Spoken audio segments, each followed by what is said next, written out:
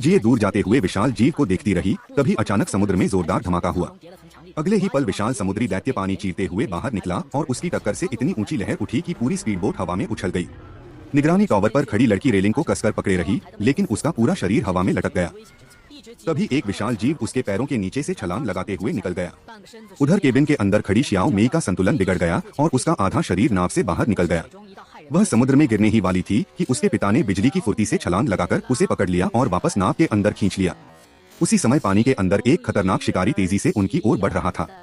जैसे ही श्याओ मेई सुरक्षित अंदर पहुंची, एक विशाल जीव उछलकर नाव की रेलिंग से जा चिपका। चारों ओर से और भी जीव नाव को घेरने लगे। खतरा बढ़ता देख डंकन ने तुरंत नाव का रुख मोड़ दिया और उसे आगे मौजूद चट्टानों वाले उथले पानी की तरफ ले जाने लगा। उसे पता था कि इतना विशाल समुद्री दैत्य वहां नहीं पहुंच पाएगा, लेकिन इसका मतलब यह भी था कि अगर नाव चट्टानों से टकरा गई तो उसके डूबने का खतरा था। वू जिये ने तुरंत सभी लोगों को अपना गोताखोरी का सामान तैयार करने को कहा। तभी समुद्र की सतह पर उस विशाल दैत्य की परछाई फिर दिखाई दी। वह नाव के चारों ओर चक्कर काट रहा था, जबकि नाव का इंजन लगातार पूरी ताकत से चलने के कारण जवाब देने लगा। पिता समझ गए कि अब यह छोटी सी नाव ज्यादा देर सुरक्षित नहीं रह सकती। उन्होंने तुरंत दा मेई को बुलाया और कहा कि वह बाहर की दुनिया को मदद के लिए आपातकालीन संदेश भेजे। लेकिन यह सुनते ही मार्टिन घबरा गया। उसे डर था कि अगर तटरक्षक दल आ गया तो उसके सारे गैरकानूनी काम सामने आ जाएंगे। वह दा मेई को शांत करने की कोशिश करने लगा, लेकिन दा मेई किसी भी कीमत पर मदद बुलाने के लिए तैयार था। बहस के दौरान उसका संतुलन बिगड़ गया और वह नाव से बाहर लटक गया। वह केवल अपने दोनों हाथों के सहारे खुद को बचाने की कोशिश कर रहा था। हैरानी की बात यह थी कि मार्टिन उसकी मदद करने की बजाय चुपचाप बैठा तमाशा देखता रहा। उसकी आंखों में स्वार्थ साफ दिखाई दे रहा था। उस पल उसके लिए इंसानी जान से ज्यादा अपनी दौलत और राज मायने रखते थे। आखिरकार दा मेई की ताकत जवाब दे गई और वह समुद्र में गिर पड़ा।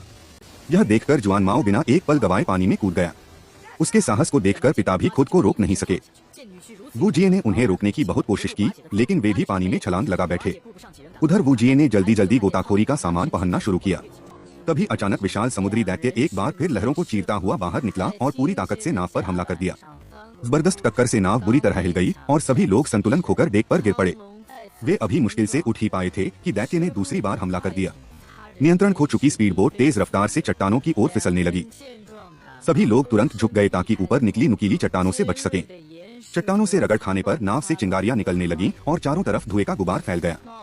कुछ ही देर बाद नाव आखिरकार उथले पानी वाले इलाके में पहुंच गई। विशाल समुद्री दैत्य वहां तक नहीं आ सका और वापस मुड़ गया।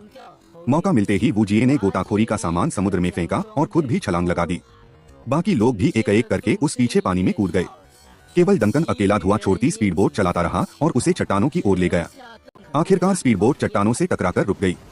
अच्छी बात यह थी कि कोई घायल नहीं हुआ, लेकिन इस हादसे के बाद उनका दा मेई और उसके परिवार से संपर्क पूरी तरह टूट गया। अब वे केवल यही उम्मीद कर सकते थे कि वे सभी सुरक्षित हों। सामान लेकर जैसे ही वे किनारे पहुंचे, उनकी नजर जमीन पर बने विशाल पंजों के निशानों पर पड़ी। उन निशानों को देखकर सभी समझ गए कि यह द्वीप भी बिल्कुल सुरक्षित नहीं है। किसी ने भी समय बर्बाद नहीं किया और सभी तेजी से जंगल की ओर बढ़ने लगे। हालांकि समुद्री दैत्य उथले पानी में नहीं आ सकता था, लेकिन छोटे शिकारी डायनासोर पानी और जमीन दोनों जगह आसानी से घूम सकते थे। इसी बीच जब छोटे बालों वाली लड़की सामान उठाने के लिए पीछे मुड़ी, तभी एक छोटे लेकिन बेहद खतरनाक डायनासोर ने अचानक उस पर हमला कर दिया। सिर्फ एक ही दिन में उनकी टीम अपने लीडर और बॉडीगार्ड दोनों को खो चुकी थी। सभी गहरे सदमे में थे, लेकिन रुकना मौत को बुलाने जैसा था, इसलिए वे पूरी रात चलते रहे। अगली सुबह वे द्वीप के बीचों बीच फैले विशाल घास के मैदान में पहुंचे। वहां की घास इंसानों की ऊंचाई से भी ज्यादा थी। यही जगह विशाल टाइटन डायनासोरों का भोजन क्षेत्र थी। हर कोई पूरी सतर्कता के साथ आगे बढ़ रहा था। वू जिये हाथ में बंदूक लिए सबसे आगे चल रही थी। हवा के झोंकों से घास सरसराने लगी और दूर कहीं प्राचीन जीवों की भारी गर्जना सुनाई दी। वह आवाज इतनी गूंजदार थी कि सभी के दिलों की धड़कनें तेज हो गईं। तभी वू जिये की नजर घास के बीच किसी बहुत लंबी चीज पर पड़ी। पहले तो उसे लगा कि यह कोई पेड़ की डाल है, लेकिन पास जाकर देखा तो वह एक विशाल डायनासोर की लंबी पूंछ थी। वू जिये और डॉक्टर तुरंत वहां पहुंचे। सामने दो विशाल टाइटन डायनासोर खड़े थे जो आपस में प्रजनन की तैयारी कर रहे थे। यह दृश्य देखकर डॉक्टर अपनी भावनाओं पर काबू नहीं रख सके। वे धीरे धीरे उन विशाल जीवों के पास पहुंचे और कांपते हाथों से उनमें से एक को छुआ। उसकी गर्म त्वचा और उस पर बनी अनगिनत प्राचीन रेखाओं को महसूस करते ही उनकी आंखें नम हो गईं। हैरानी की बात यह थी कि उन विशाल जीवों ने इंसानों को देखकर कोई आक्रामकता नहीं दिखाई। यहाँ तक कि जब वू जिये ने उनके शरीर में बेहोशी का इंजेक्शन लगाया, तब भी उन्होंने उसे केवल किसी छोटे कीड़े के काटने जैसा महसूस किया और आराम से आगे बढ़ते रहे। डूबते सूरज की सुनहरी रोशनी में वे विशालकाय जीव धीरे धीरे आगे बढ़ रहे थे। यह अद्भुत दृश्य देखकर वू जिये लंबे समय तक वहीं खड़ी रह गई। दूसरा नमूना सुरक्षित करने के बाद वो जी अपनी टीम को टेरोसॉर उड़ने वाले विशाल डायनासोर के बसेरे की ओर ले गई। उधर दामेई और उसका परिवार एक गुफा में दोबारा मिल गए। किनारे पर पहुंचने के बाद वे पास के गांव की ओर जाने के लिए एक पुराने पाइपलाइन वाले रास्ते पर चल पड़े। रास्ते में जैसे ही शियाओ मेई झाड़ियों के पास झुकी, अचानक एक छोटा सा डायनासोर घास में से निकलकर उसके सामने आ गया। वह डर के मारे चीख उठी, लेकिन अगले ही पल उस नन्हे जीव की मासूम और प्यारी हरकतों ने उसका दिल जीत लिया। बहन को खतरे में देखकर उसकी बड़ी बहन ने तुरंत एक डंडा उठाया और छोटे डायनासोर को दूर भगाने लगी।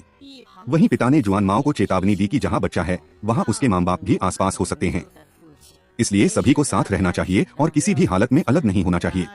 इस सफर के दौरान जुआन माओ पहले से कहीं ज्यादा जिम्मेदार बन चुका था। उसने खुद आगे बढ़कर सभी के लिए लकड़ियां इकट्ठी की और आग जलाकर सबको गर्म रखने का इंतजाम किया। उसकी यह बदलती हुई सोच देखकर पिता भी प्रभावित हुए। उन्होंने अपने पुराने व्यवहार के लिए उससे माफी मांगी, लेकिन जुआन माओ मुस्कुराते हुए बोला, मैं खुद भी कोई खास इंसान नहीं हूँ, मैं आलसी हूँ, अनुभवहीन हूँ। आज तक समझ नहीं पाया कि शियाओ मेई ने मुझ में ऐसा क्या देखा। उसकी बात सुनकर पिता कुछ पल के लिए बिल्कुल चुप हो गए। थोड़ी देर बाद उन्होंने मुस्कुराकर अंग्रेजी में कहा, दूसरे लोग हमारे बारे में बुरा कह सकते हैं, लेकिन हमें खुद अपने बारे में ऐसा नहीं कहना चाहिए। अगर हम भी वही करने लगें तो उनकी बातें सच लगने लगेंगी। इतना कहकर उन्होंने मजाक में कहा, मैं जरा पेशाब करके आता हूँ। लेकिन जैसे ही वह वहाँ से गए, वही छोटा डायनासोर फिर से चुपके से वापस आ गया। इस बार वह शियाओ मेई के बिल्कुल पास आकर लेट गया और आराम से सो गया। इंसानों और उस छोटे जीव के बीच का यह मासूम रिश्ता सभी के चेहरे पर मुस्कान ले आया। दूसरी ओर जुआन माओ की किस्मत फिर खराब निकली। वह अभी आराम से पेशाब ही कर रहा था कि अचानक उसे महसूस हुआ जैसे कोई शिकारी उसे घूर रहा हो। उसने पीछे मुड़कर देखने की हिम्मत नहीं की। उसके शरीर का रोम रोम डर से कांप रहा था। वह बिल्कुल स्थिर खड़ा रहा और तब तक इंतजार करता रहा जब तक उसे यकीन नहीं हो गया कि खतरा टल चुका है। लेकिन खतरा अभी टला नहीं था। रास्ता दिखाते समय जुआन माओ का पैर अचानक फिसल गया और वह एक गहरे गड्ढे में जा गिरा। उसे गिरता देख दामेई बिना एक पल सोचे उसकी मदद के लिए कूद पड़ा। उसे बचाने के चक्कर में पिता और शियाओ मेई भी नीचे जा गिरे। उधर छोटा डायनासोर जैसे आने वाले खतरे को पहले ही भाप चुका था। वह तुरंत जंगल की गहराई में भाग गया। इसी दौरान दामेई की नजर नदी किनारे खड़ी एक छोटी नाव पर पड़ी। उसने सोचा कि पिता के घायल पैर की वजह से पैदल चलना मुश्किल होगा, इसलिए अगर नाव मिल जाए तो सफर आसान हो जाएगा। परिवार ने उसे रोकने की कोशिश की, लेकिन उसने किसी की बात नहीं मानी और नदी में उतर गया। ठंडा पानी उसके पूरे शरीर में सिहरन दौड़ा रहा था। बड़ी मुश्किल से वह दूसरी तरफ पहुंचा और नाव की ओर बढ़ने लगा। तभी उसकी नजर आसपास बिखरे हुए सड़ेगले डायनासोरों के शवों पर पड़ी। यह देखकर उसे एहसास हुआ कि यह इलाका किसी बेहद खतरनाक शिकारी का शिकार क्षेत्र है। फिर भी उसने हिम्मत नहीं हारी और धीरे धीरे नाव की ओर बढ़ता रहा। अचानक उसके पीछे से किसी विशाल जीव की भारी सांसों की आवाज सुनाई दी। उसने पलटकर देखा तो उसकी रूह कांप उठी। नदी किनारे एक विशाल टायरानोसॉरस रेक्स टीरेक्स गहरी नींद में सो रहा था। अचानक उसके पीछे से किसी विशाल जीव की भारी सांसों की आवाज सुनाई दी। उसने पलटकर देखा तो उसकी रूह कांप उठी। नदी किनारे एक विशाल टायरानोसॉरस रेक्स टीरेक्स गहरी नींद में सो रहा था।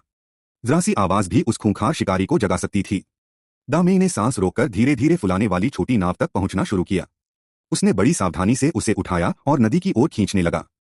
विशालकाय शिकारी धीरे धीरे उठा और पानी पीने के लिए नदी की ओर बढ़ा। उसे अभी तक इंसानों की मौजूदगी का एहसास नहीं हुआ था।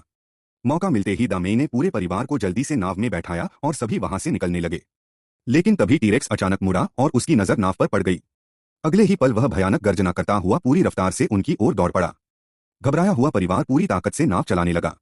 उन्हें लगा कि शायद वे नदी के रास्ते उस राक्षस से बच निकलेंगे, लेकिन इंसानों की ताकत उस विशाल शिकारी के सामने कुछ भी नहीं थी। कुछ ही सेकंड में टीरेक्स नदी में कूद पड़ा और अपनी एक जबरदस्त टक्कर से पूरी नाव को पलट दिया।